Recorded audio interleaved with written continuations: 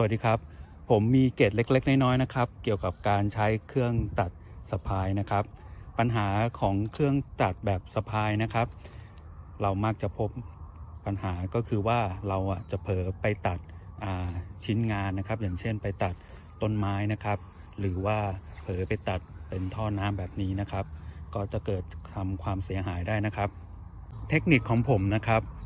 วิธีการลดความเสี่ยงนะครับที่เราจะเผลอไปตัดโดนท่อน้ำหรือต้นไม้นะครับผมจะเข้าทางซ้ายมือเสมอนะครับ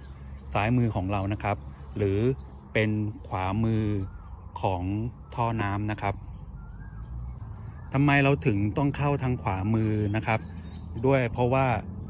แรงหมุนของใบตัดนะครับมันจะหมุนเป็นลักษณะของทวนเข็มนะครับ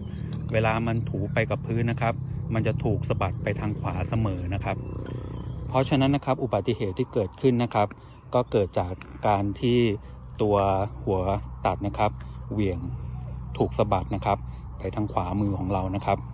หรือถ้าเราต้องการใช้ความละเอียดในการเข้าตัดนะครับเพื่อให้ชิดโคนมากที่สุดนะครับถ้าเราเอาใบตัดนะครับไปอยู่ลักษณะของซ้ายมือของต้นไม้นะครับมันก็จะถูกแรงสะบัดเราไม่สามารถที่จะเกร็งข้อมือของเรานะครับเพื่อที่จะล้างหัวตัดเอาไว้นะครับแต่ถ้าเราเข้าทางซ้ายมือนะครับเข้าซ้ายมือของเรานะครับเราก็ไม่จำเป็นจะต้องเกร็งมือมากนักนะครับก็เพียงแค่จี้เข้าไปแล้วก็ปล่อยให้มันสลัดออกไปทางขวามือเป็นธรรมชาตินะครับเรามาดูลักษณะการเหวี่ยงของมันนะครับ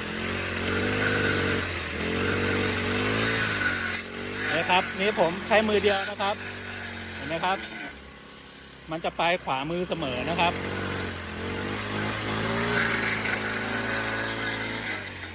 นะครับเพราะฉะนั้นเนี่ยถ้าเราเอาเข้าทางขวาทางซ้ายมือของชิ้นงานนะครับเราก็จะมีโอกาสที่จะหัวเหวี่ยงนะครับก็จะไปโดนท่อได้นะครับเขาก็จะต้องเข้าทางซ้ายซ้ายมือของเรานะครับหรือขวามือของท่อน้ำนะครับอย่างนี้นะครับเอาเข้าไปนะครับแล้วมันก็จะถูกออกขวามือเสมอนะครับโอเคหวังว่าคลิปนี้จะเป็นประโยชน์นะครับขอบคุณมากนะครับสำหรับการรับชมสวัสดีครับ